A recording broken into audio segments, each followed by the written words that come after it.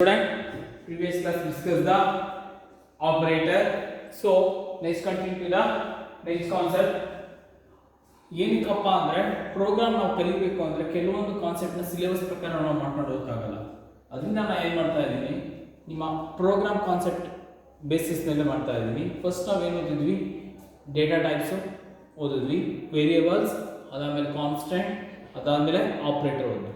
ಇವತ್ತು ನಾವು input output devices ನ ಓದೋಣ, ಅಂದ್ರೆ ಇನ್ಪುಟ್ ಔಟ್ಪುಟ್ ಸ್ಟೇಟ್ಮೆಂಟ್ಸ್, ಅದಾದಮೇಲೆ ಫಾರ್ಮ್ಯಾಟ್ ಸ್ಪೆಸಿಫೈರ್ಸ್ ಅಂತ ಓದೋಣ.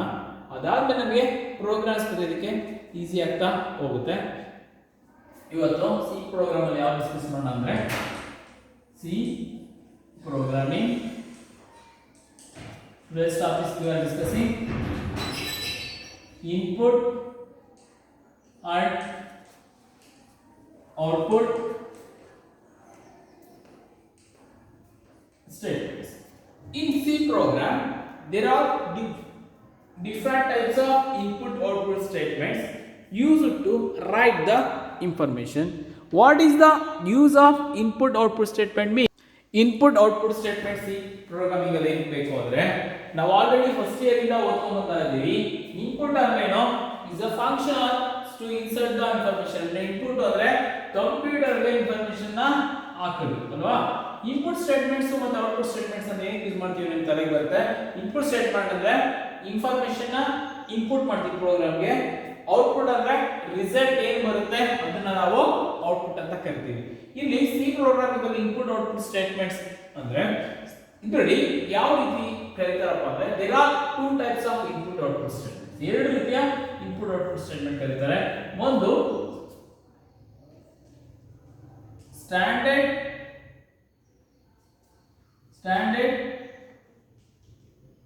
ಇನ್ಪುಟ್ ಔಟ್ಪುಟ್ ಸ್ಟೇಟ್ಮೆಂಟ್, ಇನ್ನೊಂದು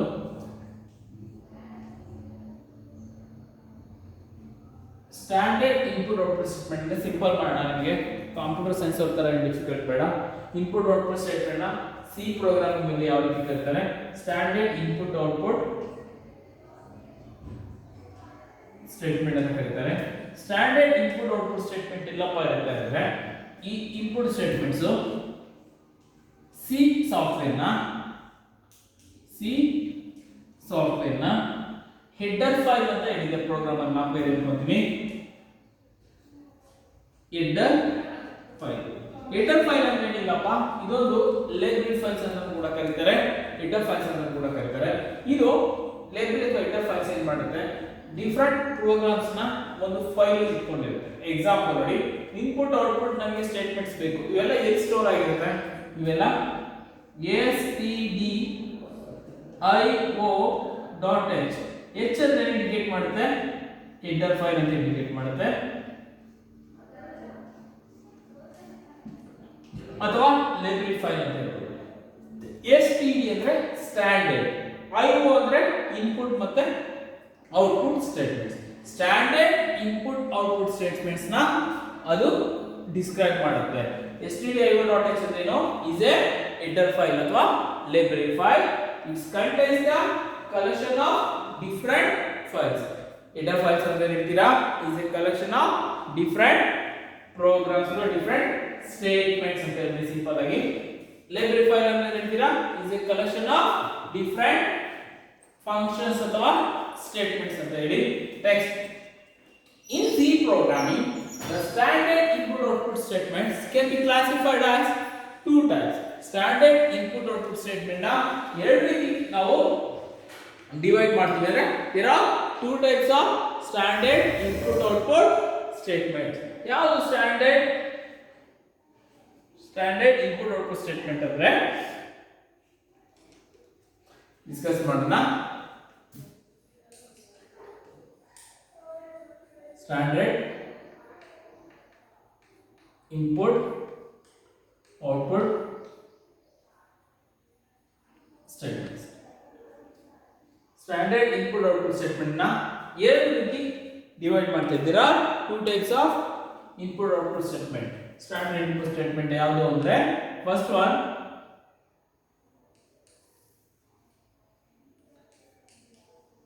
formatted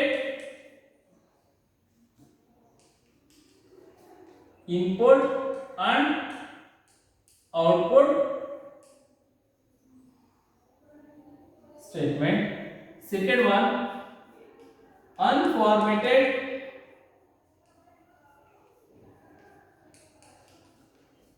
input output statement. Formatted input output statement and ಇನ್ನೊಂದು unformatted input output statement. There are two types of input output statement in C programming. First one is formatted, second one is unformatted. Okay, next formatted input output statement ಯಾವುದು? ಇದು input, ಇದು output. Input statement ಯಾವುದು formatted ಅಂದ್ರೆ first one scanf, second one output ಅಲ್ಲಿ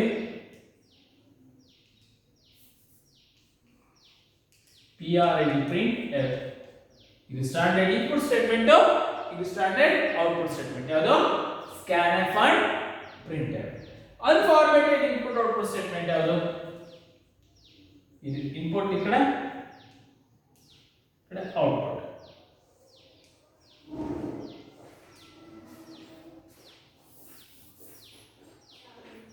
Standard input statement, standard output statement.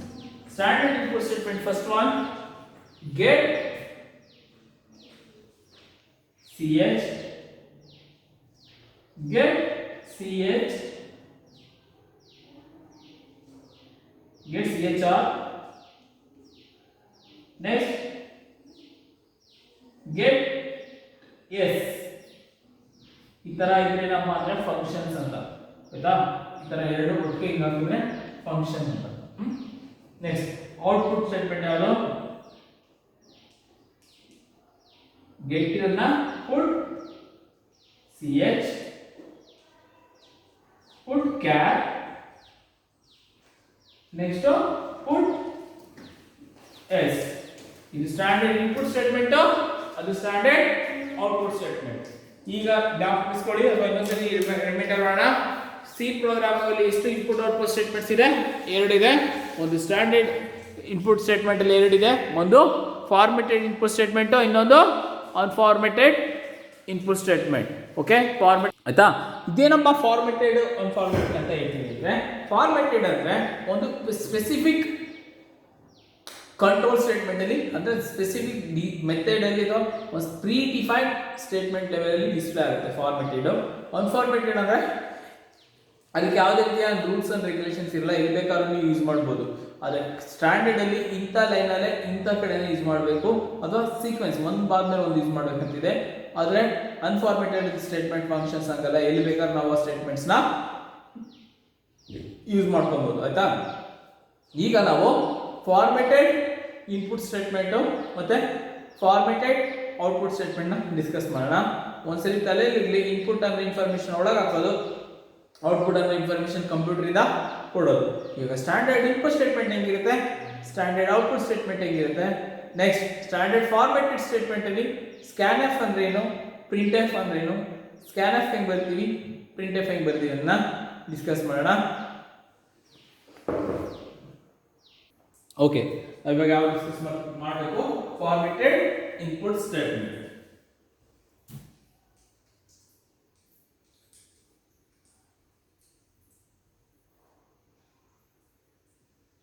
One second, we are discussing the formatted input statement.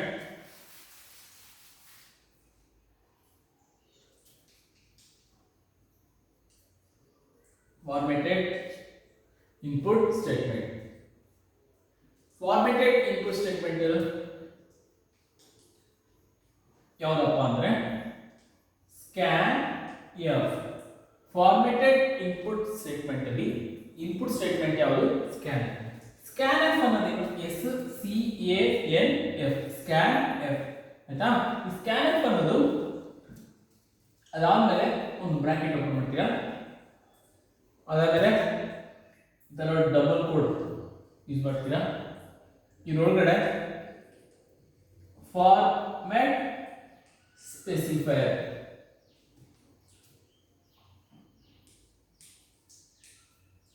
Close ಮಾಡ್ತೀರಾ, ಕಾಮ, ಇಲ್ಲಿ ampersand symbol, ampersand ಅಂತ ಕರೀತಾರೆ. ವೇರಿಯೇಬಲ್ 1 ಇಷ್ಟು ವೇರಿಯೇಬಲ್ ಬೇಕಷ್ಟು, ಲಾಸ್ಟಿಗೆ ಸೆಮಿಕೋಲನ್ ಕ್ಲೋಸ್ ಮಾಡ್ತೀರಾ.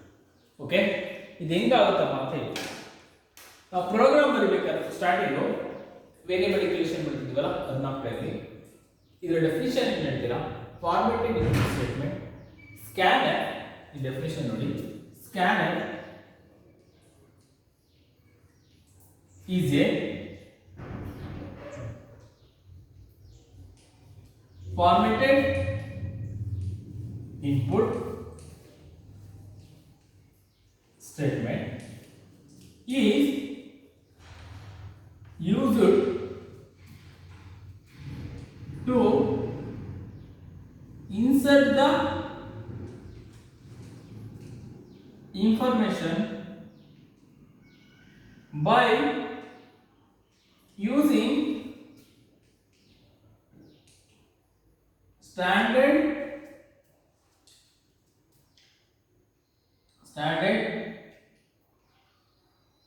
input device. ಇಷ್ಟೊಂದು ಬರೆಯಕ್ಕೆ ಹೋಗಬೇಡಿ, ಸಿಂಪಲ್ ಆಗಿ ಬರೆಯಿರಿ. Scanf is a formatted input statement is used to insert the information into the computer ಅಥವಾ into the program. ನೋಡಿ ಬೇರೆ ಇಷ್ಟು ಚೇಂಜ್ ಮಾಡಬೇಕಾದ್ರೆ ಸಿಂಪಲ್ ಆಗಿ ಅಂದ್ರೆ ಇನ್ನೊಂದು ಆರೋ ಮಾರ್ಕ್ ಹಾಕಿ ಬರೆದಿನಿ, to insert the information into the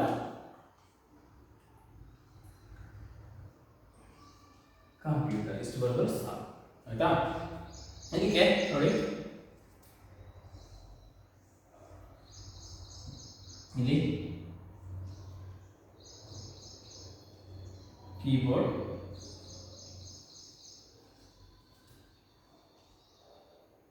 scanner,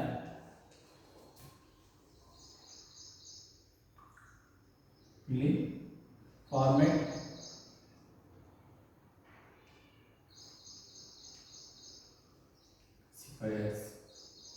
ಇಷ್ಟು ಬರೆದ್ರೆ ಸಾಕು, ಅಥವಾ ಈ ಡಯಾಗ್ರಾಮ್ ಬರೆದಿದ್ರು ನಡೆಯುತ್ತೆ, ಆಯ್ತಾ? ಇಷ್ಟು ಇಲ್ಲಿ ಯಾವುದೇ ಗೊತ್ತಾಗುತ್ತೆ ಅಂದ್ರೆ ಸ್ಕ್ಯಾನರ್ಸ್ ಅನ್ನೋದು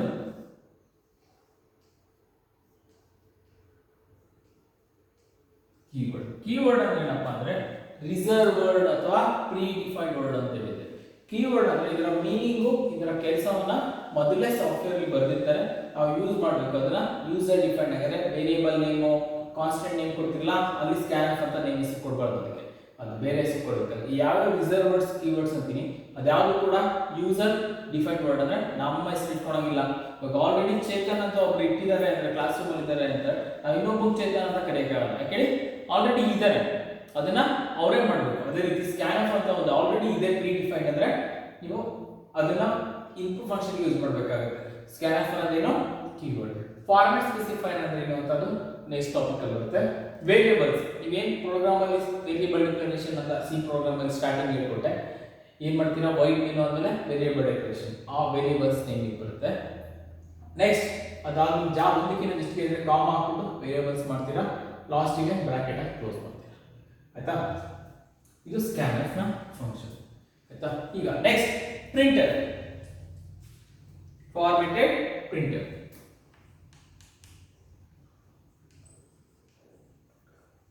Formatted output statement. Formatted output statement ಯಾವ್ದಪ್ಪ ಅಂದ್ರೆ print, print f, ಇದು formatted output function. ಇದರ ಸಿಂಟ್ಯಾಕ್ಸ್ ಏನು ಬರ್ತೀವಪ್ಪ ಅಂದ್ರೆ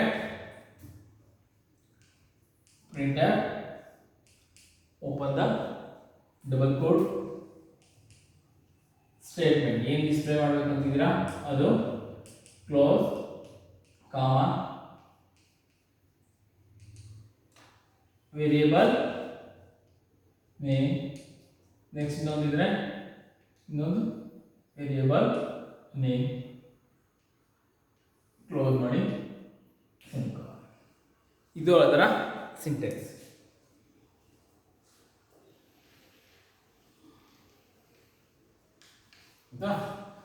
ನೆಕ್ಸ್ಟ್ ಇದ್ರದ್ದು ಬರ್ತೀವಿ.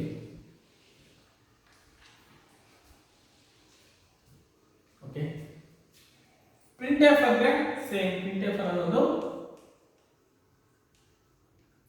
ಕೀವರ್ಡ್. ಅದಾದ್ಮೇಲೆ ಓಪನ್ ದ ಬ್ರಾಕೆಟ್ ಇರುತ್ತೆ, ಈ ಕಡೆ ಕ್ಲೋಸ್ ದ ಬ್ರಾಕೆಟ್ ಇರುತ್ತೆ, ಇಲ್ಲಿ ಸೆಮಿಕೋಲನ್ ಇರುತ್ತೆ. ಸಿ ಪ್ರೋಗ್ರಾಮ್ ಅಲ್ಲಿ ಸೆಮಿಕೋಲನ್ ಎಲ್ಲಾ ಸ್ಟೇಟ್ಮೆಂಟ್ಸ್ ಇರುತ್ತೆ, ಕೆಲವು ಸ್ಟೇಟ್ಮೆಂಟ್ಸ್ ಇರಲ್ಲ. ಅದು ಪ್ರೋಗ್ರಾಮ್ ಮಾಡ್ತಾ ಮಾಡ್ತಾ ಅರ್ಥ ಆಗುತ್ತೆ ಯಾವುದಕ್ಕಿರುತ್ತೆ ಯಾವುದಕ್ಕಿರಲ್ಲ ಅಂತ. ಬಟ್ ಇಲ್ಲಿ ಸ್ಕ್ಯಾನ್ ಆಫ್ ಪ್ರಿಂಟ್ ಆಫ್ ಜ್ಞಾಪಕ ಇಟ್ಕೊಳ್ಳಿ, ಅವೆರಡಕ್ಕೂ ಕೂಡ ಸೆಮಿಕೋಲನ್ ಇದೆ. ಆಯ್ತಾ? ನೆಕ್ಸ್ಟ್ ಇದರ ಡೆಫಿನಿಷನ್ ಏನು ಹೇಳ್ತೀರಾ ನೋಡಿ. Printer is a formatted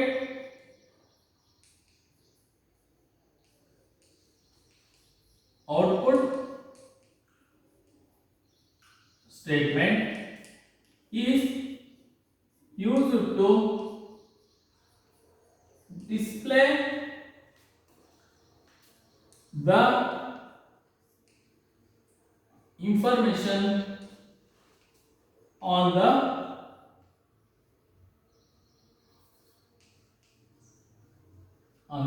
screen. Okay, ಇದು ಫಾರ್ಮ್ಯಾಟೆಡ್ ಇನ್ಪುಟ್ ಔಟ್ಪುಟ್ ಸ್ಟೇಟ್ಮೆಂಟ್ ನ ಡೆಫಿನಿಷನ್ ಆಗಿದೆ. Next formatted input output statement ನ ಯಾವ ರೀತಿ ಪ್ರೋಗ್ರಾಮ್ ಅಲ್ಲಿ ಯೂಸ್ ಮಾಡ್ತೀವಿ ಅಂತ ನಾವು ಡಿಸ್ಕಸ್ ಮಾಡೋಣ. ನೆಕ್ಸ್ಟ್ ಕ್ಲಾಸ್ ನಾವು how to use the formatted input output statement in program ಅಂತ ಡಿಸ್ಕಸ್ ಮಾಡೋಣ. Thank you.